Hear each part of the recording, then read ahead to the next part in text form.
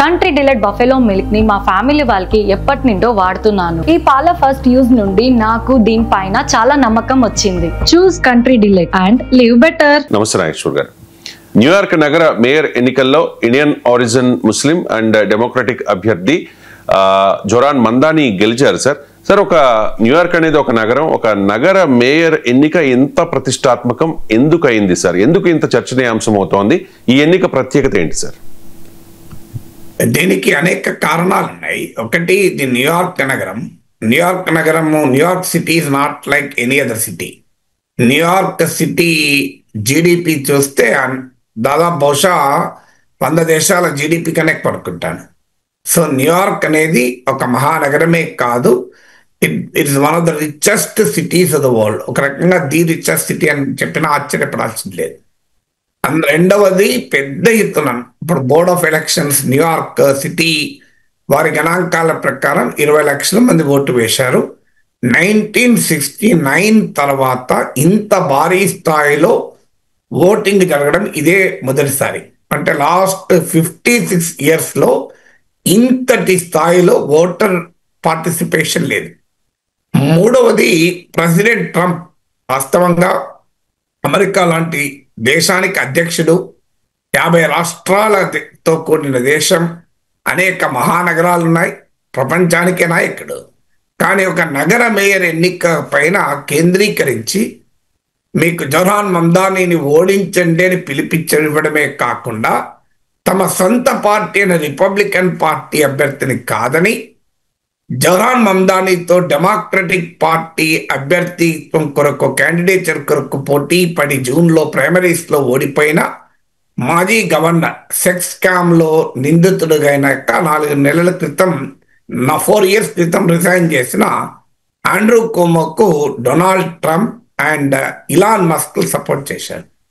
So ఒక దేశ president కూడా రంగంలో దిగి ఒకవేళ మీరు జోరాన్ మందానీని ఓడించకపోతే నేను న్యూయార్క్ నగరాన్ని కైవశం చేసుకుంటాను అని కూడా హెచ్చరించాడు. న్యూయార్క్ నగరాన్ని నేను వశం చేసుకుంటాను, ఫెడరల్ ప్రభుత్వం కిందికి తీసుకొస్తానని అంత భయంకరంగా హెచ్చరించాడు. అమెరికా రాజ్యాంగం అందుకు అంగీకరించాడు. నాలుగవది, డెమోక్రటిక్ పార్టీ ఆయన సొంత పార్టీలో కూడా చాలా మంది అనుమానాలు, శస్యభిషలు వ్యక్తం చేశారు. కారణం, జోరాన్ మందానీ ప్రజెంట్ చేసిన రాడికల్ ఎకనామిక్ ఎజెండాను వాళ్ళు డెమోక్రటిక్ పార్టీలో ఉన్న సెంట్రిస్టులకు, మితవాదులకు మింగుడు పడలే. అదే సమయంలో జోరాన్ మందానీకి వస్తున్న పాపులారిటీని డెమోక్రటిక్ పార్టీ కాదనలేకపోయింది. కానీ ఆయన రాడికల్ ఎకనామిక్ పాలసీస్ను అంగీకరించలేకపోయింది. ఐదవది, బహుశా ఏ అభ్యర్థి కూడా చూడని స్థాయిలో తీవ్రమైన వ్యక్తిగత దాడికి గురయ్యాడు. ఆఖరికి ఆయన సిటిజనే కాదని, ఆయన పౌరసత్వాన్ని ప్రశ్నించారు, ఆయన అభ్యర్థిత్వానికి అసలు ఆయనకు అర్హతే లేదు అని వాదించారు. డొనాల్డ్ ట్రంప్ అయితే ఏకంగా మందాని ఒక కమ్యూనిస్ట్ అన్నారు. ఆయనతో పోటీ చేస్తున్న ఆండ్రూ కుమో అయితే దేవుడు క్షమించుగాక మరో 9/11 జరగకూడదు అన్నాడు. అంటే ఆయనను ఒక ఇస్లామిక్ తీవ్రవాదిగా, ఇస్లామిక్ తీవ్రవాద శక్తులకు అనుకూలంగా ఉన్నారు. ఆయన స్పూన్స్ ఇవన్నీ లేకుండా చేయితో తింటే తినడం కూడా రాని అనాగరికుడు అని చెప్పి అవమానించారు. సో ఎన్ని రకాల భయంకరమైన దాడి చేయాలో అంత దాడి చేశారు. అయినా న్యూయార్క్ ప్రజలు ఆయన గెలిపిస్తున్నారు. ఇంకా ఫైనల్ రిజల్ట్స్ రాలేదు నేను మాట్లాడే సమయానికి. ఇప్పటి వరకు ట్రెండ్సే చెప్తున్నటువంటి ఫలితాలు ఇవి. రిపబ్లికన్ పార్టీ క్యాండిడేట్ 3rd పొజిషన్లో ఉన్నారు. న్యూయార్క్ నగరం it's a democratic city. So అందువల్ల సాధారణంగా డెమోక్రట్ల అభ్యర్థిత్వం వస్తే గెలిచే అవకాశమే ఉంటుంది. ఇక 6వది, అమెరికన్ ఎలీట్ మొత్తం అమెరికాలో ఉన్న బడా కార్పొరేట్ శక్తులు, డొనాల్డ్ ట్రంపే కాదు, ఇలాన్ మస్క్ కూడా జోరాన్ మందానీని ఓడించమని పిలిపించాడు. American big corporate media, corporate శక్తులు మొత్తం మందానీని వ్యతిరేకించారు. ఆయన ఎకనామిక్ పాలసీ అమెరికా ఆర్థిక వ్యవస్థను, న్యూయార్క్ నాశనం చేస్తాయి అని విమర్శల నుంచి మొదలుకొని అసలు ఇది అమలు చేయడం కూడా సాధ్యం కాదు అనే స్థాయికి అటాక్ చేశారు. ఆయన ఎకనామిక్ పాలసీ ఏంటి? నేను న్యూయార్క్ నగరంలో ఫ్రీ పబ్లిక్ ట్రాన్స్పోర్ట్ పెడతాను అని పిలిపించాడు. ఎందుకంటే కార్లలా, విలాసవంతమైన కార్లలో న్యూయార్క్ నగరం రద్దీని తట్టుకోలేకపోతోంది, సామాన్యుడు భరించలేకపోతున్నాడు అని. అలాగే యూనివర్సల్ చైల్డ్ కేర్ అన్నాడు, అంటే పిల్లల సంరక్షణ ఉచితంగా అందిస్తాను అని. న్యూయార్క్లో ఎఫోర్డబిలిటీ క్రైసిస్ అంటారు. న్యూయార్క్ లాంటి నగరము, శాన్ ఫ్రాన్సిస్కో లాంటి మహానగరాలు చూస్తే మనకు ఆశ్చర్యం వేస్తుంది. పెద్ద పెద్ద ఇప్పుడు మన తెలుగు వారు బిలియన్, ఇప్పుడు కాలిఫోర్నియా అయితే $2 మిలియన్, అంటే $20 లక్షల, $10 లక్షల విలువైనటువంటి ఇళ్లలో వారు జీవిస్తూ ఉంటారు. కానీ అదే సమయంలో శాన్ ఫ్రాన్సిస్కో నగరంలో రోడ్ల పైన హోమ్లెస్నెస్ కనబడుతుంది మనకు. న్యూయార్క్ నగరంలో కూడా సబ్వేలలో, మెట్రోలలో పండుకునే మనుషులు కనబడతారు, హోమ్లెస్నెస్ కనబడుతుంది, ఫుడ్ కూపన్ల మీద బతికే వాళ్ళు ఉంటారు. సో అందువల్ల న్యూయార్క్ లాంటి సిటీ అఫోర్డబుల్ క్రైసిస్. ఇలా శాన్ ఫ్రాన్సిస్కో నగరం కానీ న్యూయార్క్ నగరంలో కానీ it is simply not possible to own a house. So మీరు కాలిఫోర్నియా నచ్చిన వాళ్ళు కూడా ఒక మొదటి 5 ఏళ్ల వరకు 10 ఏళ్ల వరకు కాలిఫోర్నియాలో ఇల్లు కొనాలి కష్టం కనుక కాలిఫోర్నియాకు పోకుండా ఇతర నగరాలకు వెళ్తూ ఉంటారు. అంత అన్అఫోర్డబుల్గా ఈ మహానగరాలు మారిపోయాయి. జోరాన్ మందాని దాన్ని ఒక ఎలక్టోరల్ ఇష్యూగా తీసుకున్నాడు, అఫోర్డబిలిటీ క్రైసిస్ అని. సో అందువల్ల రెంట్ను ఫ్రీజ్ చేస్తాను, ఇక న్యూయార్క్ నగరంలో అద్దె పైన నేను మారటోరియం విధిస్తా అన్నాడు. ఇక అది పెరగకూడదు అని. అది రెసిడెన్షియల్ కావచ్చు, అలాగే చిన్న చిన్న వ్యాపారాలు, వాణిజ్యాలకు కావచ్చు. సహజంగానే ఇంటి ఓనర్లు వ్యతిరేకిస్తారు, ఇంట్లో అద్దె ఉండేవాళ్ళు దీన్ని ఆహ్వానిస్తారు. సో రెంట్ ఫ్రీజ్ అమలు చేస్తానని పిలిపించాడు. అమెరికాలో ఇది చాలా కీలకమైన విషయం, ఎందుకంటే చాలా మందికి అమెరికా ప్రాస్పరిటీ మాత్రమే తెలుసు. అమెరికాలో పర్యటిస్తున్నప్పుడు మన వాళ్ళలో తిరుగుతాం కనుక ఇండియన్ కమ్యూనిటీ, తెలుగు కమ్యూనిటీ, మన వాళ్ళు బెటర్ అప్పర్ క్లాస్ కిందకి వస్తారు అమెరికాలో. We're not middle class in America. అందరు కాకపోయినా అమెరికాలో సిటిజన్స్గా ఉన్న వాళ్ళైతే డెఫినెట్గా అమెరికాలో మన వాళ్ళు అప్పర్ క్లాస్. అంటే Asian Americans are better paid than even white Americans. కానీ ఎవరేజ్ అమెరికాలో లేదు. ఇప్పుడు నేను quoting America census data and bureau of economics and statistics వాళ్ళ డేటా ప్రకారము 2000 నుంచి 2025 మధ్య కాలంలో, అంటే గత 25 ఏళ్లలో మీడియన్ ఇన్కమ్ అమెరికాలో సగటు ఆదాయం 7% పెరిగింది. కెన్ ఇమాజిన్ ఎవరేజ్ ఇన్కమ్ అంటే? మరి చాలా మందికి బ్రహ్మాండంగా ఆదాయాలు వచ్చాయి కదా, మన వాళ్ళే 70Kతో ఐటీ జాబ్లో చేరితే ఇప్పుడు 200K 250K సంపాదిస్తున్నారు కదా అని మనం అనుకోవచ్చు. కానీ I'm talking about average income. Average income మీకు 7% పెరిగితే 25 ఏళ్ళలో కన్స్యూమర్ ప్రైస్ ఇండెక్స్ ధరలు 60% పెరిగాయి, 60%. అంటే ఏ రకంగా అన్లివబుల్గా అమెరికా, అందులోనూ మహానగరాలు అన్లివబుల్గా మారాయన దానికి ఇది ఒక ఉదాహరణ. అలాగే మీకు 40% of American children are born on medical aid. అంటే ప్రభుత్వము, అంటే కంప్లీట్గా అమెరికాలో కార్పొరేట్ వైద్యము, అసలు అమెరికాలో ఇన్సూరెన్స్ లేకపోతే బతకలేదు కూడా, హెల్త్ ఇన్సూరెన్స్ లేకపోతే. అలాంటిది 40% of American children are born on medical aid. Medical aid ఎవరు వాడతారు? పేదలే కదా వాడేది. అంటే ఒక సగం మంది అమెరికా పిల్లలు ఫంక్షనల్ పావర్టీలో పుడుతున్నారు. ఇది the other side of America. అమెరికాలో మీకు పెద్ద స్టార్టప్లు, యూనికాన్లు, బిగ్ టెక్లు, బిగ్ కంపెనీలు, గూగుల్లు, మైక్రోసాఫ్ట్లు, ఇలాన్ మస్క్లే కనబడతారు, టెస్లాలు లాంటి కార్లే కనబడతాయి. కానీ అదే సమయంలో the other side of America ఉంది. Zohran Mamdani the other side of America trigger చేశాడు. ఆయన ఎకనామిక్ ఐడియాస్ అన్నీ కరెక్ట్ అని నేను అనడం లేదు, ఆయన సోషో పొలిటికల్ థింకింగ్ మొత్తాన్ని నేనేం ఎండార్స్ చేయడం లేదు. కానీ అమెరికన్ వర్కింగ్ క్లాస్ పడుతున్న బాధల్ని రిఫ్లెక్ట్ చేశారు. ఒక రకంగా ట్రంప్ కూడా అమెరికన్ వర్కింగ్ క్లాస్ బాధల్ని సొంతం చేసుకున్నాడు. ఆయన రైట్ వింగ్ పాలిటిక్స్కు అది ఒక ఆద్యం పోసింది.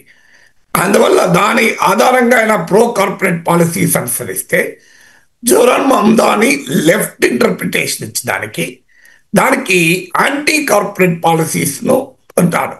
ఇప్పుడు డొనాల్డ్ ట్రంప్ ఏమో కార్పొరేట్లకు ట్యాక్స్ కట్స్ తన విధానం అని ప్రకటిస్తే, జోరాన్ మమ్దానేమో మీరు ఈ ఎక్స్పెండిచర్ ఎలా మీట్ చేస్తావు, మీరు యూనివర్సల్ చైల్డ్ కేర్ అంటున్నావు, మీరు ఫ్రీ బస్ అంటున్నావు అంటే ఒకటే చెప్పాడు, 1% of New York rich, 1 or 2% New York elite వాళ్ళని ట్యాక్స్ చేస్తే ఫండింగ్ వస్తుంది అన్నాడు. దాంతో అమెరికన్ ఎలీట్ మొత్తం జోరాన్ మమ్దాని పైన విరుచుకుపడ్డాడు ఆయన ఓడించడానికి. అమెరికాలో మనందరికీ తెలుసు బిగ్ బిజినెస్ ఫండింగ్తో ఎలక్షన్ జరుగుతాయి. ఇప్పుడు ఆయనతో పోటీ చేసిన ఆండ్రూ కోమో హిమ్సెల్ఫ్ ఏ బిలియనే, కానీ ఒక సాధారణ మిడిల్ క్లాస్, అందులో అమెరికాలో మనకు తెలుసు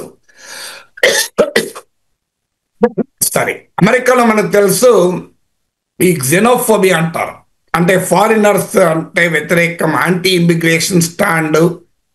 అలాగే న్యూయార్క్ నగరంలో జ్యూస్ కూడా గణనీయంగా ఇన్ఫ్లుయెన్షియల్ పాత్ర పోషిస్తారు. మీకు న్యూయార్క్ నగరంలో జ్యూస్ ఒక కీలకమైన పాత్ర పోషిస్తున్న సమయంలో కూడా ఆయన తీసుకున్న స్టాండ్ ఏంటి అంటే, బెంజమిన్ నెతన్యాహు ఇది వార్ క్రిమినల్, ఆయన కనుక న్యూయార్క్ నగరానికి వస్తే అరెస్ట్ చేస్తానని ప్రకటించాడు అంత ధైర్యంగా. సో దాంతో పాటు ఆయన ముస్లిం ఐడెంటిటీ పైన అటాక్ చేశారు. ఆయన ఎక్కడ వెనుకాడలేదు. ఎస్ ఐఎమ్ ముస్లిం ఏమంటారు అన్నాడు. వాస్తవంగా ఆయన మదర్ హిందూ, మన పాపులర్ ఫిల్మ్ మేకర్ కొడుకు. అలాగే ఫాదర్ ఉగాండన్, అందువల్ల ఒక ఆఫ్రో అమెరికన్ ఆరిజిన్, ఒక ఇండియన్ అమెరికన్ ఆరిజిన్, ఒక ముస్లిం ఐడెంటిటీ, ఒక ఇమిగ్రేషన్ సపోర్ట్ చేసిన వ్యక్తి. ట్రంప్ ఇంతటి విద్వేషాన్ని రెచ్చగొడుతున్న సమయంలో న్యూయార్క్ లాంటి సిటీకి మేయర్ కావడం అనేది ప్రపంచానికి కూడా ఒక పెద్ద సంకేతం. అంటే it is completely the anti thesis of what is happening in America. ఇలా అమెరికాలో మనం చూస్తున్న విద్వేషము, Trump policies, anti immigration rhetoric, ఇవన్నీ చూస్తున్న సమయంలో ఈ represent the other side of America. So the America dream కు ఉన్న అదర్ యాంగిల్ చూపెట్టాడు. ఇది anti thesis of Trump politics గా చూపెట్టాడు కనుక ఒక న్యూయార్క్ నగర మేయర్ గా జరిగిన ఎన్నికైనప్పటికీ కూడా ఇది ఒక ట్రంప్కు ఒక ఐడియాలజికల్ ఛాలెంజ్ను, డెమోక్రటిక్ పార్టీలో కూడా ఐడియాలజికల్ ఛాలెంజ్ను వేశాడు. వాస్తవంగా ట్రంప్కే కాదు, విత్ ఇన్ డెమోక్రటిక్ పార్టీ కూడా ఒక ఐడియాలజికల్ ఛాలెంజ్. ఎందుకంటే డెమోక్రట్లు గందరగోళంలో ఉన్నారు. మీకు లేటెస్ట్గా వాషింగ్టన్ పోస్ట్ ABC సర్వే ఏం చెప్తుందంటే 70% of Democrat voters Democratic party వాస్తవ పరిస్థితులను అర్థం చేసుకోలేకపోతుంది, out of touch with grass roots reality అని అభిప్రాయం వ్యక్తం చేశారు. అలాగే వాషింగ్టన్ పోస్ట్ ABC సర్వే ప్రకారం 60% ఆఫ్ రిపబ్లికన్స్ కూడా, రిపబ్లికన్ పార్టీ ఇంక్లూడింగ్ ట్రంప్ కూడా గ్రాస్ రూట్స్ రియాలిటీ అర్థం కావడం లేదు, క్షేత్రస్థాయిలో వాస్తవ పరిస్థితులు అర్థం కావడం లేదని భావించారు. అంటే డెమోక్రట్లకు రిపబ్లికన్లకు తేడా లేదు, ఒకే తాను ముక్కలు అని ఓటర్లలో పెరుగుతున్న సమయం. కొన్ని ఏళ్ల క్రితమే economist, world's most popular magazine economist ఇచ్చిన స్టడీలో అమెరికాతో సహా వెస్ట్రన్ డెమోక్రసీస్లో ఈ రెండు రాజకీయ పార్టీలలో చాయిస్ ప్రజలకు స్పష్టంగా ఉండడం లేదు, ఒకే రకమైన విధానాలు అనుసరిస్తున్నారు అని చెప్పి అభిప్రాయం వ్యక్తం చేసింది. అందువల్ల డెమోక్రట్లకు గందరగోళం, ట్రంప్ను ఎలా ఎదుర్కోవాలి అనేది అర్థం కాక.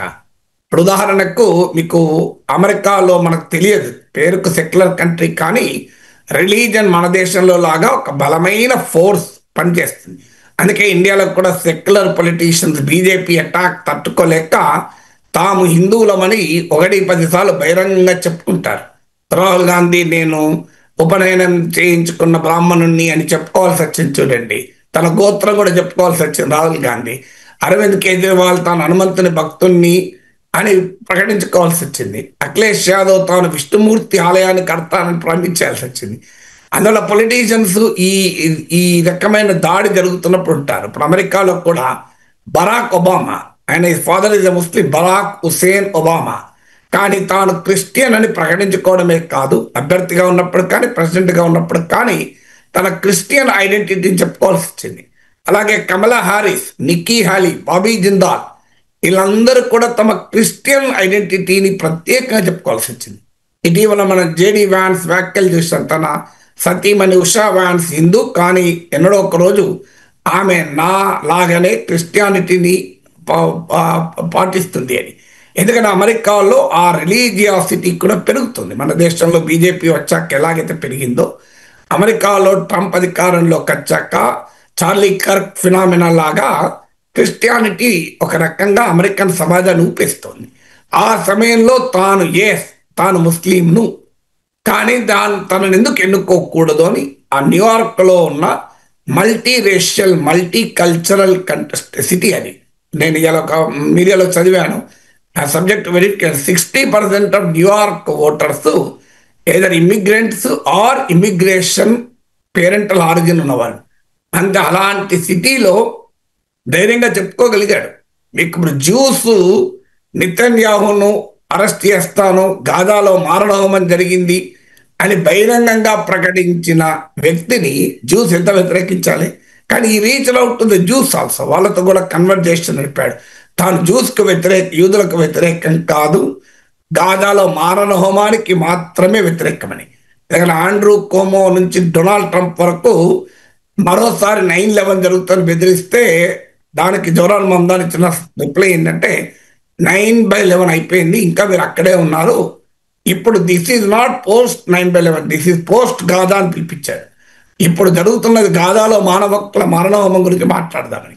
సో అంత ధైర్యంగా తన ఎజెండా ముందు పెట్టాడు కనుక సహజంగానే existing elite political social economic ఐడియాస్ను ప్రశ్నించాడు కనుక ఒక న్యూయార్క్ నగర మేయర్ ఎన్నికైనా ఇంతగా ప్రపంచాన్ని ప్రభావితం చేసింది. ఇక జోరాన్ మందానికి వ్యతిరేకంగా ట్రంప్ అనేక విమర్శలు చేశారు కదా సార్. జోరాన్ మందానిని ఓడించండి అని కూడా ట్రంప్ పిలుపునిచ్చిన పరిస్థితి. మరి అలాంటి జోరాన్ మందాని ఇప్పుడు గెలిచారు ఆల్మోస్ట్. సో ట్రంప్కు ఇది ఎటువంటి సిగ్నల్ సార్? ఏ రకమైన సిగ్నల్ ఇది? ఒక మేయర్ ఎన్నికల్లో తాను అసలు రంగంలో దిగాల్సిన అవసరమే లేదు. ఈ కెన్ సింప్లీ లీవ్ ఇట్. ఎందుకంటే న్యూయార్క్ నగరం ఇస్ అ డెమోక్రట్. ఇప్పుడు అమెరికాలో ఎలా ఉంటుందంటే కొన్ని స్టేట్స్ ఆర్ నోన్ రిపబ్లికన్, కొన్ని స్టేట్స్ ఆర్ నోన్ డెమోక్రట్. ఇప్పుడు మీకు న్యూయార్క్ ఉంది, అలాగే కాలిఫోర్నియా ఉంది. మీకు ఇవి నోన్ డెమోక్రటిక్ స్టేట్స్. మీరేమి ఇప్పుడు కాలిఫోర్నియాలో నువ్వు ఏం చేసినా రిపబ్లికన్ గెలవడు, అది వద్దన్నా డెమోక్రటిక్ పార్టీ గెలిచే స్టేట్. టెక్సాస్ ఉంది, it's a known Republican state. Alabama ఉంది, నోన్ రిపబ్లికన్ స్టేట్. సో ఇలా అమెరికాలో క్లియర్ డిఫరెన్షియేషన్ చాలా ఉంటాయి. కొన్ని స్టేట్స్ మాత్రమే స్వింగ్ స్టేట్స్ అంటారు, 78 స్టేట్స్ ఉంటాయి. సో అక్కడ ఎన్నికే చాలా కీలకమవుతుంది అమెరికాలో మిగతా స్టేట్స్ కన్నా కూడా. సో ఇది అలాంటి దశలో ఒక డెమోక్రాట్ క్యాండిడేట్ అయితే ఆటోమేటిక్గా గెలిచిపోతారు. అలాంటి కంట్రీ స్టేట్ సిటీలో ఒక మేయర్ ఎన్నికల్లో ట్రంప్ రంగంలోకి దిగి ఇలాన్ మస్క్తో పాటు మీరు జోరాన్ మమ్దాన్ని ఓడించండి అని పిలిపించాడు. పోనీ ఎవరిని గెలిపించమన్నాడు? తన రిపబ్లికన్ పార్టీ క్యాండిడేట్ గెలిపించమని చెప్పలే. తన రిపబ్లికన్ పార్టీ క్యాండిడేట్ అవమానిస్తూ మాట్లాడాడు సొంత పార్టీ.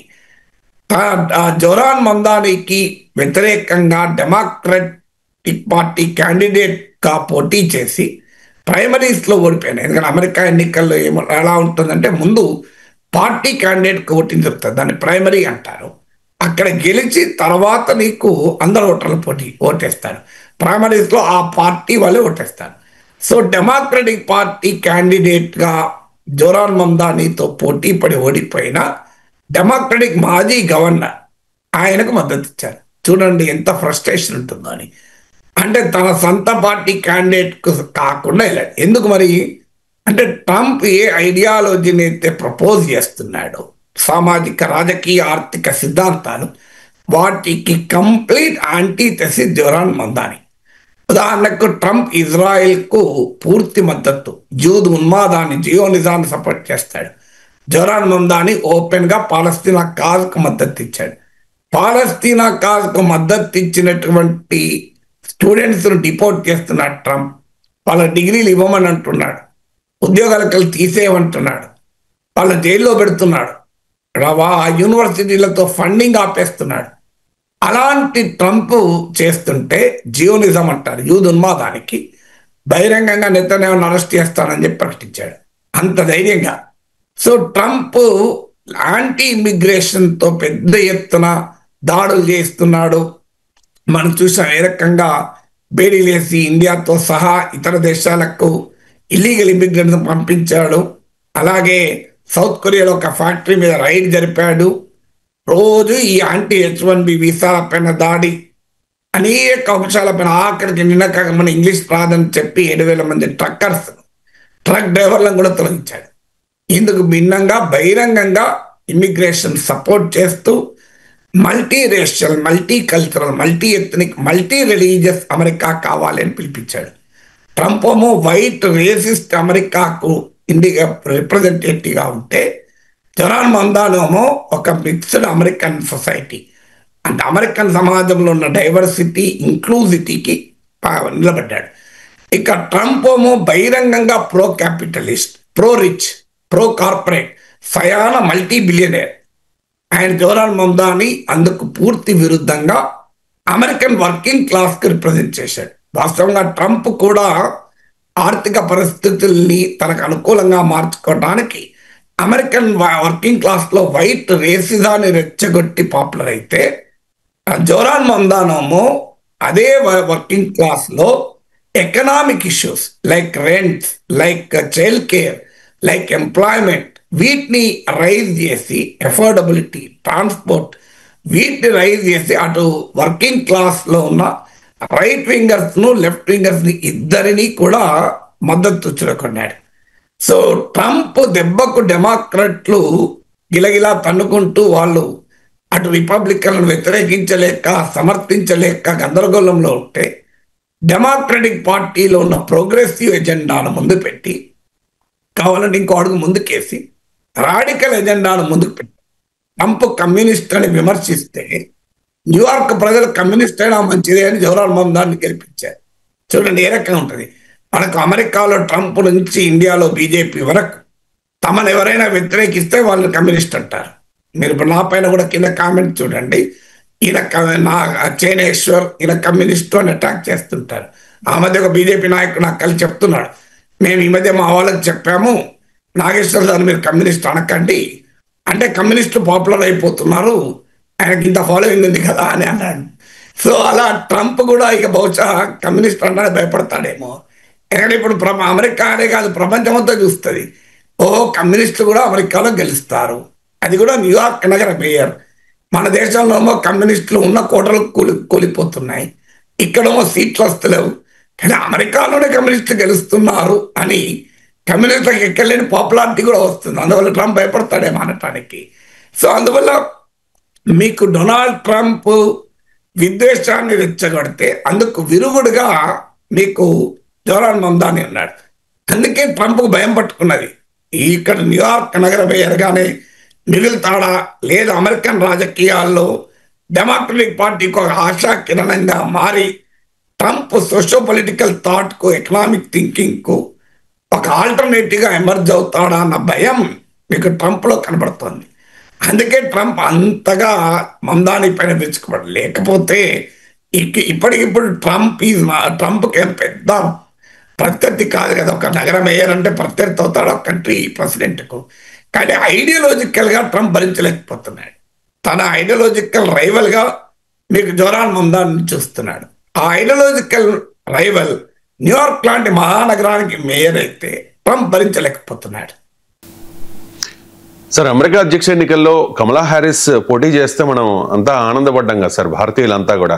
మన ఇండియన్ మీడియా కూడా చాలా హైలైట్ చేసిన పరిస్థితి. సో ఇప్పుడు జొరాన్ మందాని ఆయన కూడా ఇండియన్ ఆరిజిన్ కదా సార్, కమలా హ్యారిస్ కూడా ఇండియన్ ఆరిజినే.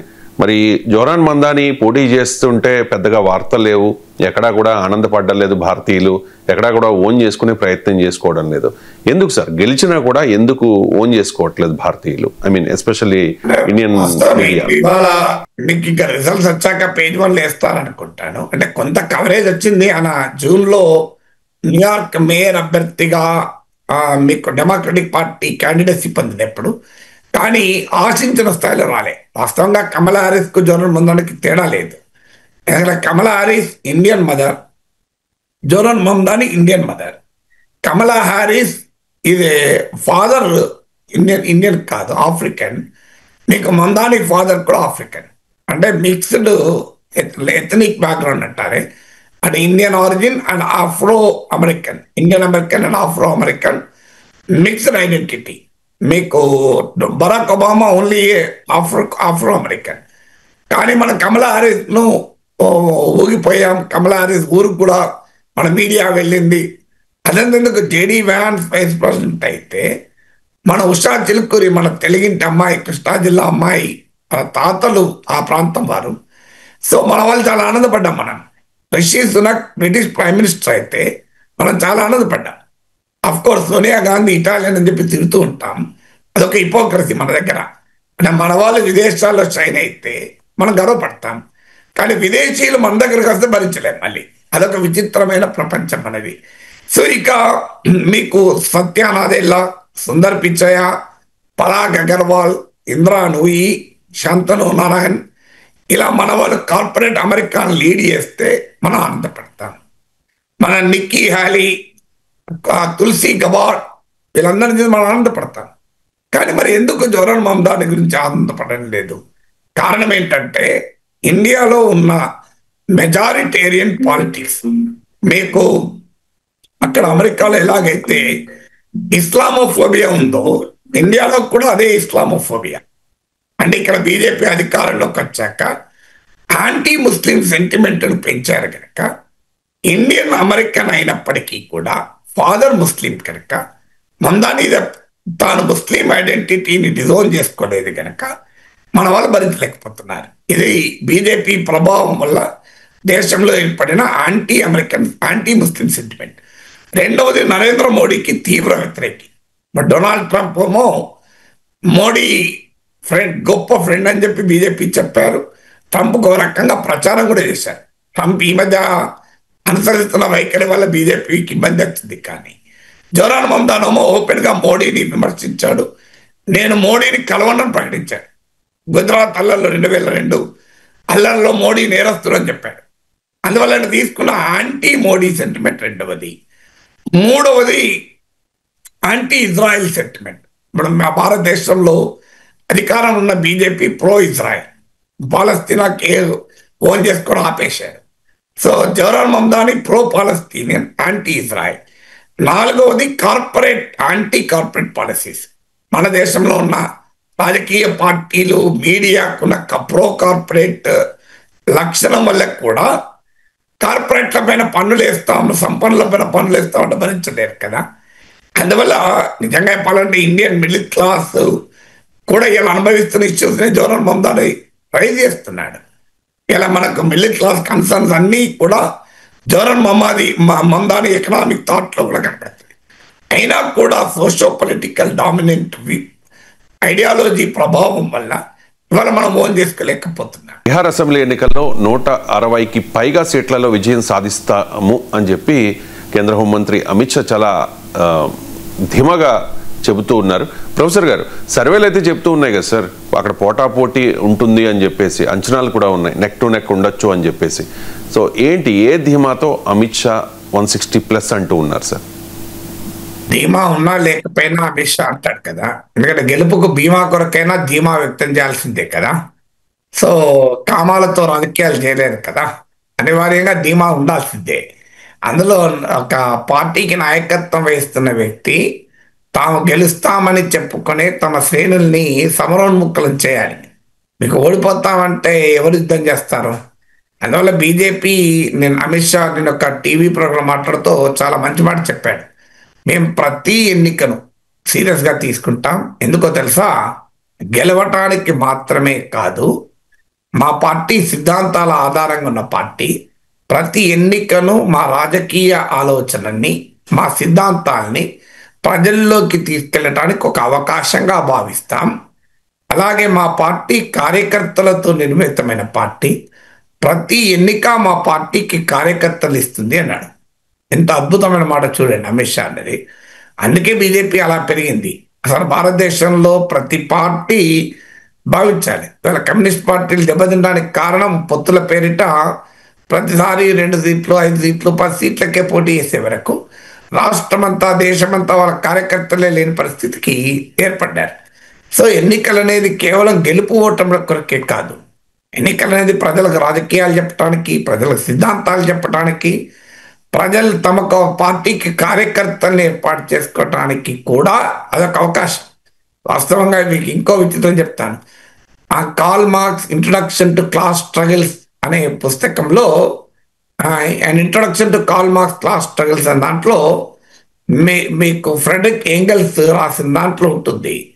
ఈవెన్ లెనిన్ ఎలక్షన్ల గురించి మాట్లాడిన దాంట్లో ఏమంటాడంటే సరిగ్గా అమిత్ షా చెప్పింది చెప్తాడు. అమిత్ షా చెప్పింది లెనిన్ చెప్పలేదు, ఏంగెల్ చెప్పలేదు. ఏంగెల్ లెనిన్ చెప్పింది అమిత్ షా చెప్పలేదు. కానీ వాళ్ళు కూడా అదే అంటారు, ఎన్నికల్లో కమ్యూనిస్టులు ఎందుకు పోటీ చేయాలంటే గెలవడం కొరకే కాదు, తమ రాజకీయాల్ని తమ సిద్ధాంతాలని ఇతర పార్టీల సిద్ధాంతాలకు తమకున్న తేడాను ప్రజలకు వివరించడానికి ఎన్నికలు ఒక ఆయుధం అని చెప్తారు. సో అందువల్ల అమిత్ షా సరిగ్గా అదే మాట చెప్తున్నాను. మీకు విచిత్రం ఏంటంటే అంటే ఎవరైనా ideology based parties look elections differently. మిగతా ఐడియాలజీకి సంబంధం లేని పార్టీలకే సీట్లు అధికారము ఇదే కనుక. అందువల్ల బీజేపీ బీహార్లో అయినా ఎక్కడైనా ఏ ఎన్నికైనా సీరియస్గా తీసుకుంటుంది. అందులో బీహార్లో 160 సీట్స్ వస్తాయి అని చెప్తున్నారు. రావని నేను ఎందుకు చెప్పాలి, ఎందుకంటే బీహార్లో చాలా నారో కంటెస్ట్. లాస్ట్ టైం కూడా 12,000 ఓట్సే మొత్తం డిఫరెన్స్. అందువల్ల ఓటింగ్ సరళికి సీట్ల సరళికి కూడా తేడా ఉంటుంది బీహార్లో.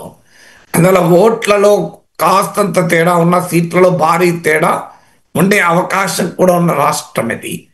అండ్ రెండు వైపులా ఒక బిగ్ సోషల్ కాంబినేషన్లు పోటీ చేస్తున్నారు. రాష్ట్రం చాలా అన్ప్రెడిక్టబుల్గా ఉంది. ఎందుకంటే రెండు కూటముల వైపు ప్లస్ ఫ్యాక్టర్స్ ఉన్నాయి, నెగిటివ్ ఫ్యాక్టర్స్ ఉన్నాయి. అన్నిటికీ మించి అంతు చిక్కని ప్రశాంత్ కిషోర్ ఫ్యాక్టర్ ఉంది. సో అనేక మీ గతంలో కూడా మాట్లాడాను, బీహార్ ఎన్నికలు ఎందుకు అంచనాలకు అందడం లేదు అని.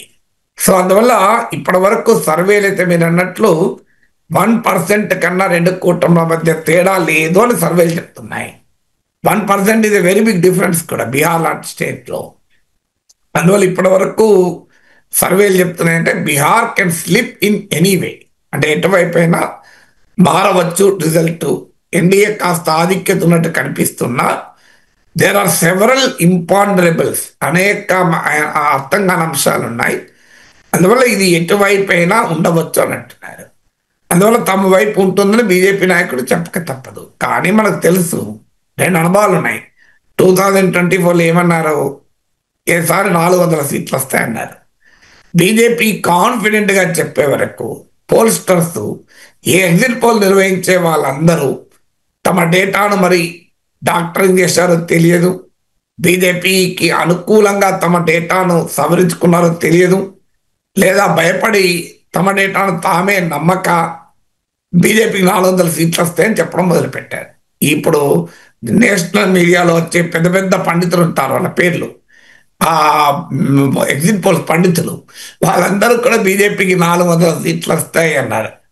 ఆఖరికి అమెరికన్ పొలిటికల్ సైంటిస్టులు కూడా 300 అబోవ్ వస్తాయన్నారు. ఒక యోగేంద్ర యాదవ్ మాత్రమే అరౌండ్ 240 మించి రావు అన్నాడు. అన్నట్టే 240 వచ్చాయి. సో మీకు ఎందుకు ఈ మాట చెప్తున్నట్టే, ఎన్నికల్ని అందులో ఇంత క్లోజ్ కంటెస్ట్ ఉన్న ఎలక్షన్ ఎవరు ఊహించలే. అలాగే 2004లో ఇండియా షైనింగ్ అనే పెద్ద క్యాంపెయిన్ బీజేపీ నడిపించింది, కానీ గెలవలేకపోయింది. అందువల్ల ఎలక్షన్ అనేది ఎవరము ప్రిడిక్ట్ చేయలేము. అయితే ఎందుకు ఈ కారణం చెప్తారంటే, ఒకటి తమ కార్యకర్తలకి తమ శ్రేణులకి ఉత్సాహాన్ని ఇవ్వడం మొదటి లక్ష్యం. రెండవది మీడియా అటెన్షన్ గ్రాప్ చేయడం. ఇప్పుడు 160 సీట్లు వస్తాయి కనుక మనం ఇంతగా చర్చించుకున్నాం. ఒకవేళ అమిత్ షా మేము గెలుస్తామో లేదో అన్నారనుకోండి, అప్పుడు కూడా మీడియా అటెన్షన్ వచ్చేది, కానీ నెగిటివ్ అటెన్షన్ వచ్చేది.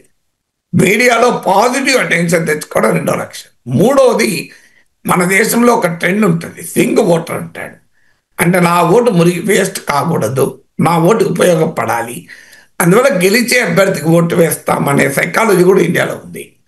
ఆ సైకాలజీ ఉంది కనుక బీజేపీ గెలుస్తుంది అన్న భావన కలిగితే బీజేపీ అనుకూల ఓటు ఎటైనా పక్కకు జరగకుండా నిలిచిపోతాడు. అంటే అసంతృప్తితో ఉన్నవాడు కూడా మన పార్టీ గెలుస్తుందట అని చెప్పి ఇటువైపు కన్సాలిడేట్ అవుతాడు. అలాగే మధ్యలో ఉండే ఓటర్ ఉంటాడు, స్వింగ్ ఓటర్. ఆ స్వింగ్ ఓటర్ కూడా టర్న్ అయ్యే అవకాశం ఉంటుంది, అంటే ఫెన్స్ ఓటింగ్ అంటారు దీన్ని. సో అదొక కారణం. నాలుగవది ప్రత్యర్థుల్లో భయాందోళన క్రియేట్ చేయడం, అంటే అదొక మైండ్ గేమ్ అంటారే, అదొక సైకలాజికల్ వార్. ఎలక్షన్స్ లో పొలిటికల్ వార్ మాత్రమే జరగదు, సైకలాజికల్ వార్ కూడా నడుస్తుంది. అంటే తన ప్రత్యర్థుల్ని ఎన్నికలకు ముందే బేదారు చేయడం, అంటే ఎలాగూ గెలవము కదా అనే ఒక భయాన్ని క్రియేట్ చేస్తే వాళ్ళు పనిచేసే తీరు పని చేయకుండా వస్తారు. అందుకే చెప్తాను మీకు, శ్రీకృష్ణ రాయబారంలో కృష్ణ పరమాత్మ చెప్తాడే, యుద్ధం అంటూ జరిగితే ఏమవుతుందో వివరించి చెప్తానని, అదాత శత్రువే అలిగిన నాడు అని మొదలుపెట్టి చెప్తాడు. ఎందుకు కారణం అదే, అంటే ఒక్కసారిగా ప్రత్యర్థి శిబిరాన్ని భయకంపితం చేయడం, అది కూడా ఒక లక్ష్యంగా ఉంటుంది. అందువల్ల అదొక రాజకీయ వ్యూహంలో భాగంగా అమిత్ షా చెప్తాడు. యాక్చువల్గా నిర్ణయించాల్సింది బీహార్ ఓటర్ కదా. సార్, ఇక బీహార్ ఎన్నికల ప్రచారంలో రాహుల్ గాంధీ వివాదాస్పద వ్యాఖ్యలు చేశారు సార్. అగ్రవర్ణాల గుప్పెట్లో సైన్యం ఉంది అని చెప్పేసి, దాంతోపాటు ఈ కార్పొరేట్ రంగం, బ్యూరోక్రసీ, న్యాయ వ్యవస్థల్లో వారికే అవకాశాలు ఎక్కువగా దక్కుతూ ఉన్నాయి అని చెప్పేసి ఒకసారి విందాం సార్. सेना में उनका कंट्रोल है और 90% आपको जो आबादी है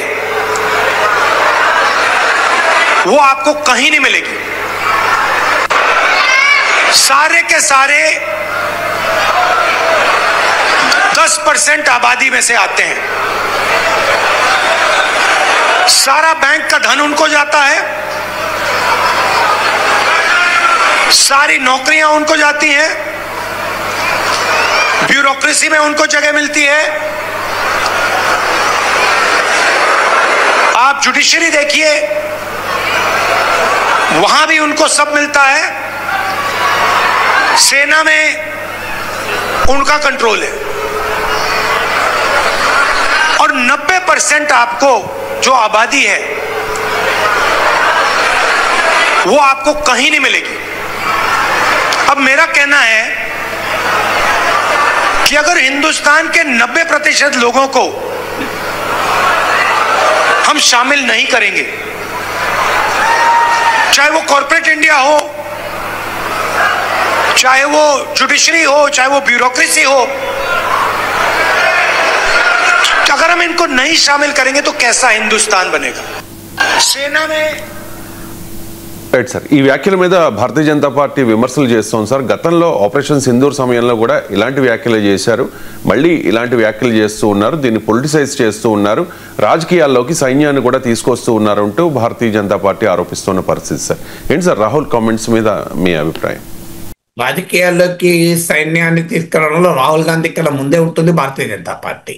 మీకు కార్గిల్ యుద్ధ సమయంలో బీజేపీ సమావేశాల వెనకాల మీకు త్రివిధ దళాల ఫోటోలు వేసుకున్న ఉదాహరణ మనం చూశాం. ఆపరేషన్ సింధూర్కు శ్రీరాముని స్ఫూర్తి అని చెప్పి మతాన్ని కూడా సైన్యంలోకి తీసుకొచ్చారు ఇటీవల నరేంద్ర మోడీ. డెఫినెట్గా శ్రీరాముడే స్ఫూర్తి కాదని నేను అనలేదు, కానీ సైన్యంలో శ్రీరాముడు దేవుడు అని భావించని వారు కూడా ఉంటారు కదా. మరి వారు సైన్యంలో మతభావాలని గనక పట్టుకొస్తే, మతపరమైన చిచ్చు గనక పడితే అది ఎంత ప్రమాదం మనకు తెలుసు. ఆపరేషన్ బ్లూ స్టార్ సమయంలో మీకు సిక్ రెజిమెంట్లో కొంతమంది జవాన్లు రోడ్డెక్కారు కూడా నిరసనగా. మతం ఏ రకమైన ప్రభావాన్ని చూపుతుంది, మతము సైన్యములో చేరితే ఏ రకమైన సమస్యలు వస్తాయని చూసాం మనం. అయినా కూడా నరేంద్ర మోడీ ఓట్ల కొరకు బీహార్ ఎన్నికల సమయంలో సైన్యాన్ని, సైనిక విజయాల్ని కూడా ఒక మతం కోణంలో చూసే ప్రయత్నం చేసిన మనం చూసాం. అందువల్ల రాజకీయాల్లో మతాన్ని, సినిమాలో మతాన్ని, అలాగే సైన్యంలో మతాన్ని, ఇలాంటి విషయంలో బీజేపీకి పేటెంట్. అందులో రాహుల్ గాంధీ కూడా వెనకబడతాడు. అయితే రాహుల్ గాంధీ సైన్యము అని పదం వాడడం తప్పే, అనుమానమే లేదు. ఎందుకంటే అది నరేంద్ర మోడీ సైన్యంలోకి రాజకీయాల్ని, మతాన్ని పట్టుకొచ్చినా, రాహుల్ గాంధీ సైన్యంలోకి రాజకీయాలు తెచ్చినా అది మంచిది కాదు. రాజకీయాలకు అతీతంగా సైన్యం ఉండాలి. Cost, class, religion, creed, colour, reason అన్నిటికీ అతీతంగా ఉండాలి. సైన్యం అంటే దేశ సమైక్యతకు నిదర్శనం. అందువల్ల సైన్యములో దేశభక్తి మినహా, భారత సైన్యము అనేది మినహా మరే రకమైన విభజనలకు తేడాలకు అవకాశమే ఉండకూడదు. రాజకీయ నాయకులు ఆ రకమైన విభజన సిద్ధాంతాలని సైన్యంలోకి ప్రవేశపెట్టడం మంచిది కాదు. కానీ రాహుల్ గాంధీ అన్న కాంటెక్స్ట్ కూడా ఇక్కడ మనం మర్చిపోకూడదు. ఏ కారణాలున్నా, ఏ కాంటెక్స్ట్ ఉన్నా రాహుల్ గాంధీ సైన్యంలో 10% అగ్రవర్ణాలే ఉన్నారు, 90% స్థానం లేదు అని అనడం అనవసరము, అప్రస్తుతం.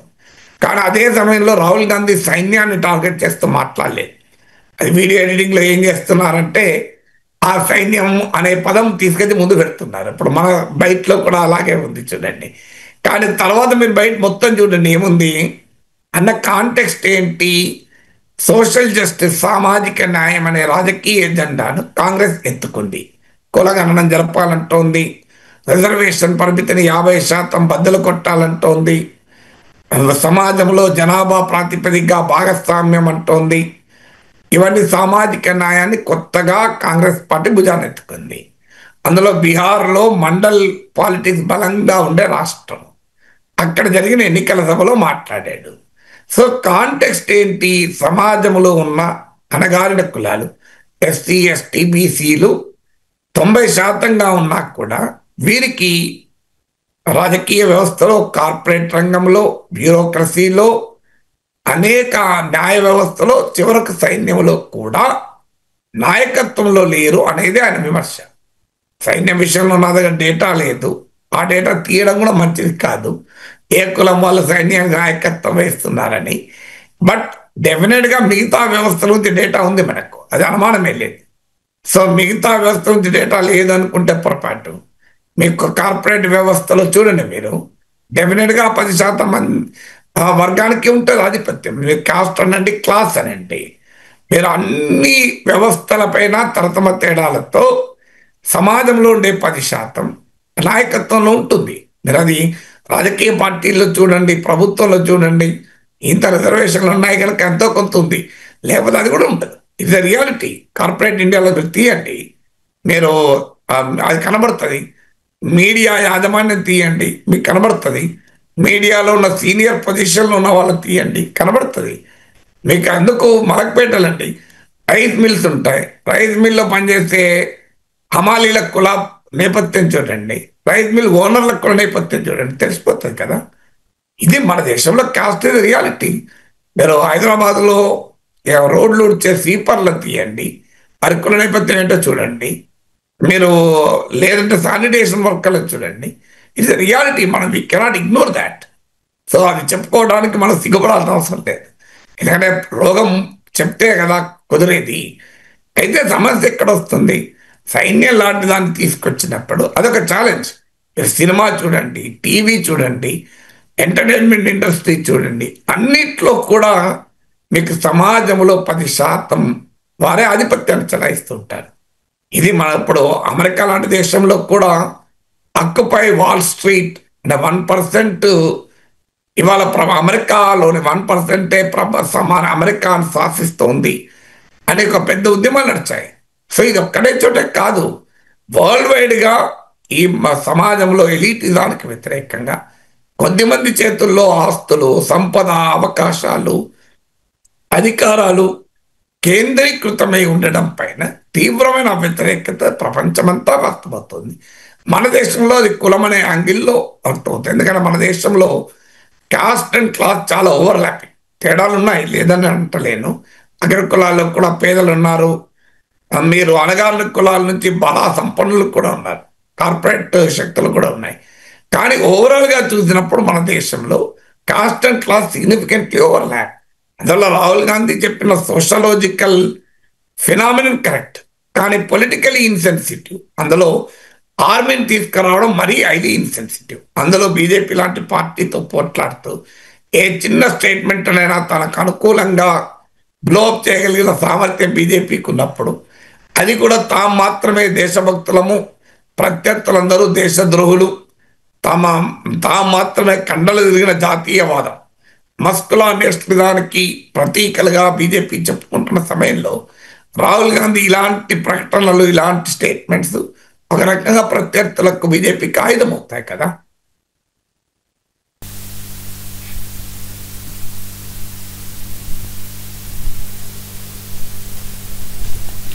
సరిగా నకిలీ డిగ్రీ ఉంది మోదీకి అని చెప్పి గతంలో రాహుల్ గాంధీ కొన్ని ఆరోపణలు చేశారు కదా సార్. ఇప్పుడు కూడా బీహార్ ఎన్నికల ప్రచారంలో కూడా మళ్ళీ ఆ అంశాన్ని లేవనెత్తుతూ ఉన్నారు రాహుల్ గాంధీ. మోదీది నకిలీ డిగ్రీ అని చెప్పేసి అది కూడా విన్నాం సార్. जब दुनिया की सबसे बेहतरीन यूनिवर्सिटी नालंदा यूनिवर्सिटी बिहार में हुआ करती थी, सही बात है, लाइन लगती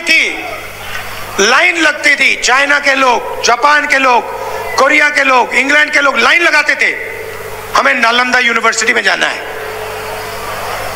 सबसे बेहतरीन यूनिवर्सिटी थी दुनिया में. नरेंद्र मोदी जी को ये बातें नहीं आती. फेक डिग्री मिली है उनको, झूठी डिग्री. जब दुनिया की सबसे बेहतरीन సార్ రీసెంట్ గా ఢిల్లీ హైకోర్టు కూడా స్పష్టం చేసింది కదా సార్, మోదీ డిగ్రీ వివరాల్ని బహిరంగపరచాల్సిన అవసరం లేదు అని చెప్పి. ఎందుకు సార్ రాహుల్ గాంధీ పదే పదే మోదీ డిగ్రీ గురించి మాట్లాడుతూ ఉన్నారు? మోడీ డిగ్రీ బహిరంగపరచాల్సిన అవసరం లేదు అనడంతోనే కదా సమస్య వచ్చేది. బహిరంగపరిస్తే సమస్య ఎందుకు వస్తుంది? మరి ఇలాంటి విమర్శలు ఎందుకు వస్తాయి? నాగేశ్వర డిగ్రీ పైన ఎక్కడ వివాదం ఎందుకు లేదు? మీరు అన్నారనుకోండి, ఎవరన్నా అన్నారనుకోండి, మీరంటే అన్నారు సార్ మీది ఫేక్ పిహెచ్డి అన్నారనుకోండి, నేను వెంటనే నా పిహెచ్డి సర్టిఫికేట్ స్క్రీన్ పైన చూపెడతా, కావాలంటే ఇందిరా పార్క్ దగ్గర డిస్ప్లే చేస్తా, మీరు వచ్చి చూసుకోండి అని చెప్పి. నాకేం భయం లేదు, ఎందుకంటే నా పిహెచ్డి నిజంగా నాకు తెలుసు కనుక. లేదు నాగేశ్వర్ ఫేక్ పోస్ట్ గ్రాడ్యుయేషన్ అన్నాడు అనుకోండి, నా masters in communication journalism MCJ degree నేను బయట పెడతా. సో అందువల్ల నాకు భయం లేదు. సమస్య ఎక్కడ వస్తుంది? నా డిగ్రీ నేను చూపెట్టా.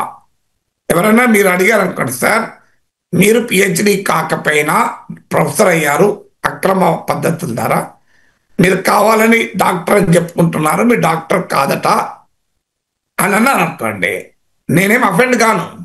Thank you very much Ravishankar గారు, no this is my PhD degree in so and so year, నేను పలానా డిపార్ట్మెంట్లో పలానా టాపిక్లో పలానా గైడ్ కింద పిహెచ్డి తీసుకున్నాను అని చెప్తాను. నా భయం ఏంటి? ఇక నేనే పిహెచ్డి కాదు, నా కింద 20 మంది పిహెచ్డీలు తీసుకున్నారు, అందువల్ల నాకు భయమే లేదు. కానీ నేను అలా రియాక్ట్ కాకుండా నా పిహెచ్డి గురించి అడిగే అధికారం మీకెక్కడిది? మీరెవరు అడిగేది? నా పిహెచ్డిని బహిరంగపరచాల్సిన అవసరమే లేదు. నన్ను ఇలా అడిగితే నేను కోర్టుకు వెళ్తాను, కోర్టు ద్వారా ఆర్డర్ తెచ్చుకుంటాను నా పిహెచ్డి గురించి అడగద్దు అని. అంటే మీకు డౌట్ వస్తుందా రాదా? మీకు వెంటనే డౌట్ వస్తుంది కదా. సింపుల్ ఇది. ఇప్పుడు మోడీ డిగ్రీ గురించి సమస్య కూడా అదే. అయితే మోడీ డిగ్రీని ప్రస్తావించడం అర్థం లేదు, అది మాత్రం నిజం. ఇప్పుడు మోడీ నకిలీ డిగ్రా, రియల్ డిగ్రా, మోడీ ఎంఏ చేశాడా, పిహెచ్డి చేశాడా, అది కాదు కదా కావాల్సింది. కావాల్సింది ఏంటి? మోడీ సరిగా పాలిస్తున్నాడా లేదా.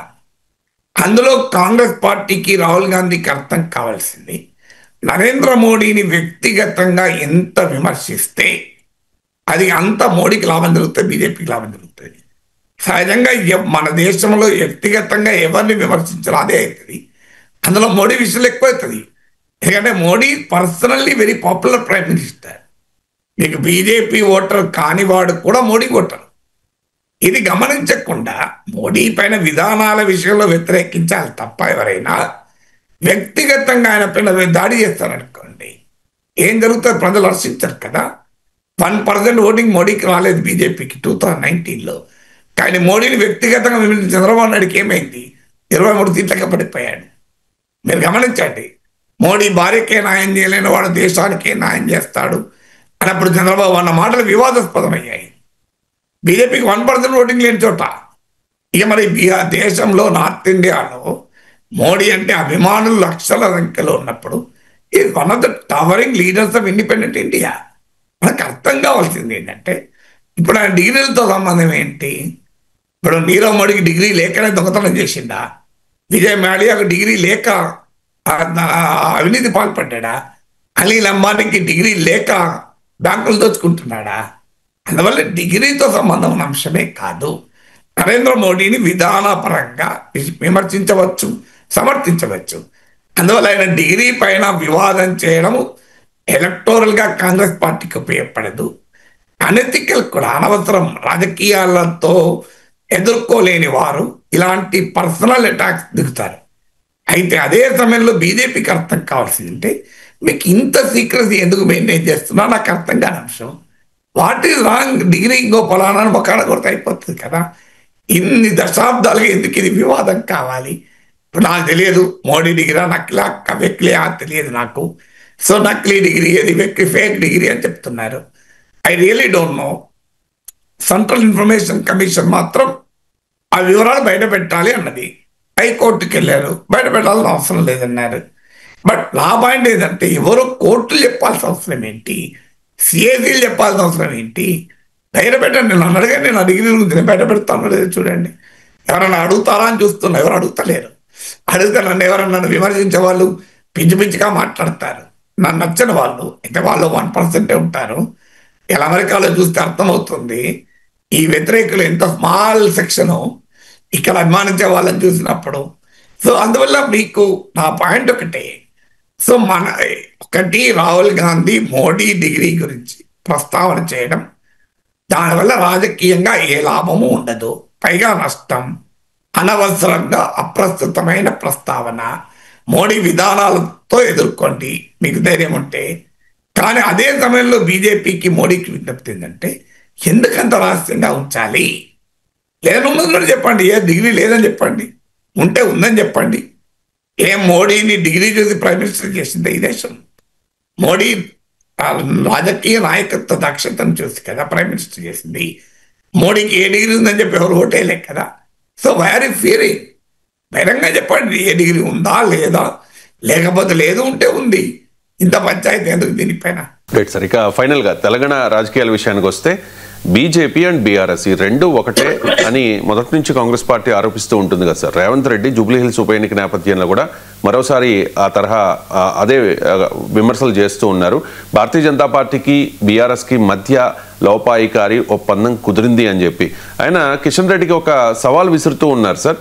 ఈ ఫార్ములా ఈ కేసులో కేటీఆర్ని, కాళేశ్వరం అవినీతి కేసులో కేసీఆర్ని అరెస్ట్ చేసేందుకు గవర్నర్తో అనుమతి ఇప్పించాలి అని చెప్పి కేంద్ర మంత్రి కిషన్ రెడ్డికి రేవంత్ రెడ్డి సవాల్ చేస్తూ ఉన్నారు సార్. ఒకసారి బయట ప్లే చేయండి. ఇవన్నీ చర్చలు కాదు, నేను సూటిగా సవాలు విసురుతున్నా. మీడియా మిత్రులను కూడా ఇదే విషయాన్ని రేపు వార్తల్లో రాయాలి.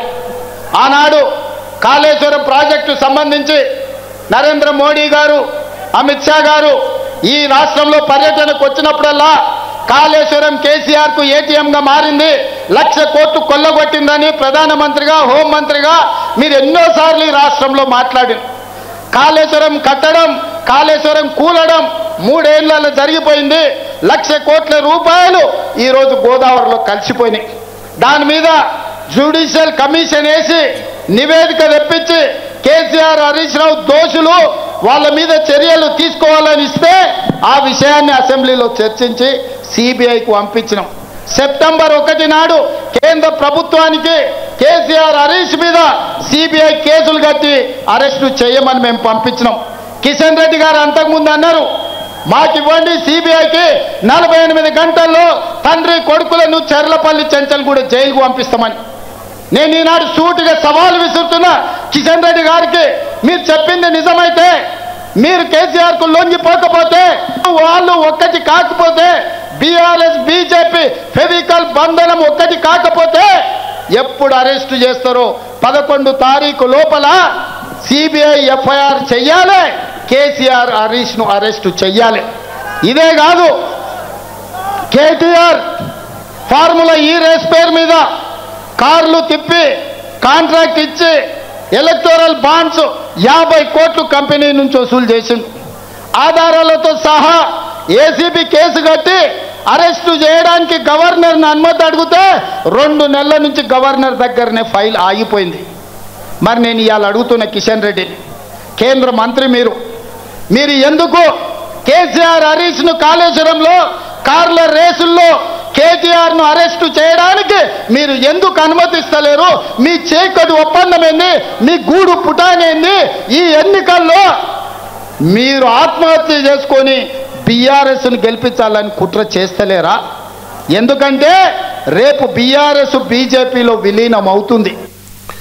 రైట్ సార్, కేసీఆర్ని కేటీఆర్ని కూడా బీజేపీ కాపాడుతోంది అనేది రేవంత్ రెడ్డి వెర్షన్ సార్, ఏమంటారు సార్? అంటే మా తెలంగాణ రాజకీయాల్లో విచిత్రం ఏంటంటే ఏ రెండు పార్టీలు కలిసి మూడో పార్టీ మీద పోరాడుతున్నాయి. ఇది ప్రధాన వివాదం. అసెంబ్లీ ఎన్నికలప్పుడు చూశాం, లోక్సభ ఎన్నికలప్పుడు చూశాం, జూబ్లీస్ కూడా చూశాం. ఎందుకంటే గ్రౌండ్ లెవెల్లో సిచ్యువేషన్ కూడా అదే. ఇప్పుడు బీజేపీ బీఆర్ఎస్ రెండు గనక కాంగ్రెస్తో పోటీ పడితే విడివిడిగా త్రిముఖ పోటీ రియల్గా జరిగితే కాంగ్రెస్ లాభం. అది కాక ఈ రెండు పార్టీలు ఏదో ఒకటి బలహీన పడితే కాంగ్రెస్కు సవాల్ తప్పదు. ఇది మనం అసెంబ్లీ ఎన్నికల్లో చూసాం. ఇదే ప్యాటర్న్. మీరు కాంగ్రెస్ పార్టీ లాభపడింది అసెంబ్లీ ఎన్నికల్లో. కారణం బీఆర్ఎస్ తో పోలిస్తే బీజేపీ వీక్ అయింది. బీజేపీకి 14% మాత్రమే ఓటింగ్ ఇచ్చింది. ఆ లోక్సభ ఎన్నికల్లో మీరు చూస్తే బీఆర్ఎస్ కు 17% ఓటు వచ్చింది. అసెంబ్లీ ఎన్నికల్లో బీజేపీకి 14% వస్తే లోక్సభ ఎన్నికల్లో బీఆర్ఎస్ కు 17% వచ్చింది. దీంతో కాంగ్రెస్ పార్టీ 8 సీట్లు గెలిస్తే బీజేపీ కూడా 8 సీట్లు గెలిచింది. అంటే ఈక్వల్ గా బీజేపీతో పంచుకోవాల్సి వచ్చింది. అసెంబ్లీ ఎన్నికలలో సాధించిన మెజారిటీ లోక్సభ ఎన్నికల్లో రాలే. అందువల్ల ఇప్పుడు జూబ్లీ హిల్స్ ఎన్నికలకు కూడా అదే జరుగుతుంది. నేను మొదటి నుంచి చెప్తున్నాను. మళ్ళీ మీకు 11th రోజు ప్రిడిక్షన్ చెప్తాను, 14th రోజు రిజల్ట్ మనం చూస్తాం. నేను మొదటి నుంచి చెప్తాను, బీజేపీ ఓటింగ్ కనుక 25% దాటిందనుకో కాంగ్రెస్ గెలిచిపోతుంది. 20% దాటితే గెలుపుకు అవకాశాలు. 10 to 15% ఉంటే బీఆర్ఎస్ లాభం. అందువల్ల బీజేపీ ఓటింగ్ పెరుగుతున్న కొద్దీ బీఆర్ఎస్ కు ఛాలెంజ్, కాంగ్రెస్ లాభం. అందువల్ల బీజేపీ బీఆర్ఎస్ ఒక్కటి అని చెప్పడం ద్వారా ఆ రెండు పార్టీల కలిసి మా పైన అటాక్ చేస్తున్నామని చెప్పడం ఒక లక్ష్యం. అందులో జూబ్లీహిల్స్కి వచ్చేవరకు ఏమవుతుంది అంటే ముస్లిం ఓటింగ్ కూడా గణనీయంగా ఉంటుంది.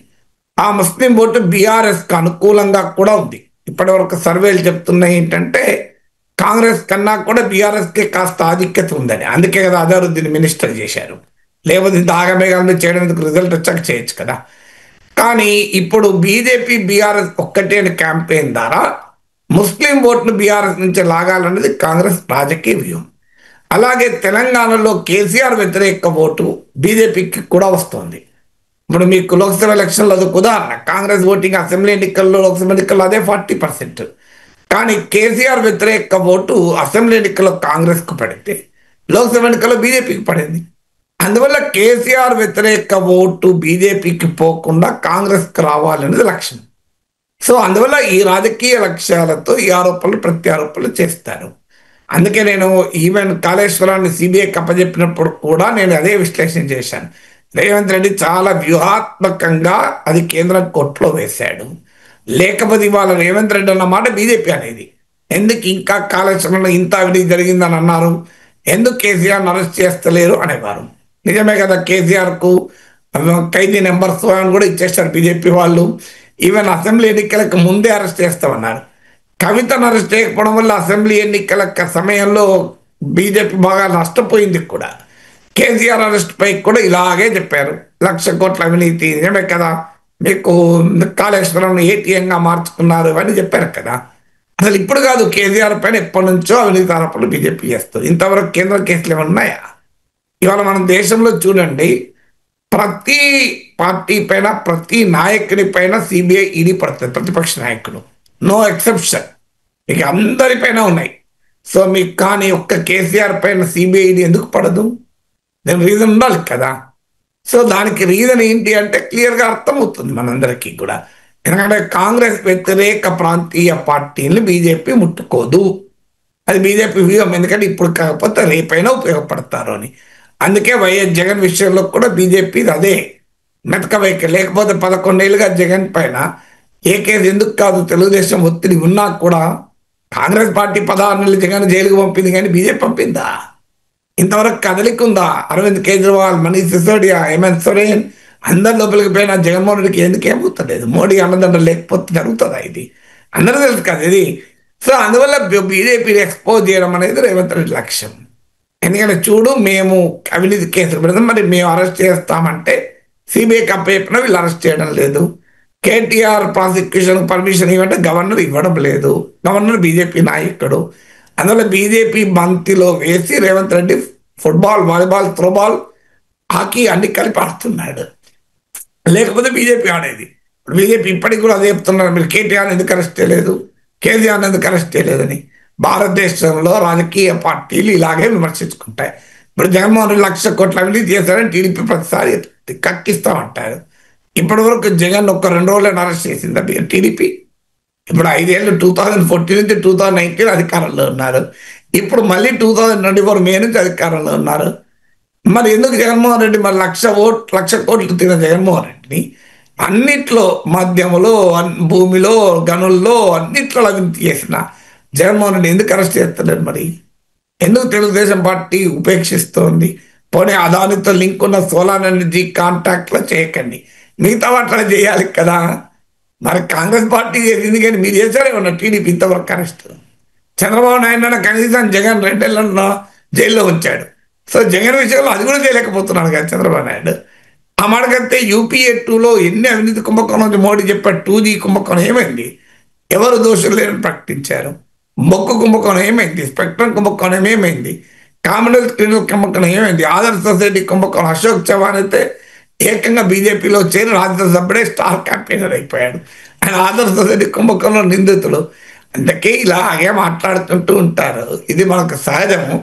సో మీకు తమ అధికారంలో ఉన్నప్పుడు, ప్రతిపక్షం ఉన్నప్పుడు తిట్టుకుంటూ ఉంటారు. కానీ ఆఖరికి మెజారిటీ రాజకీయ నాయకులు ఒకరినొకరు కాపాడుకుంటారనే భావనే ప్రజల్లోకి వెళ్తుంది కదా.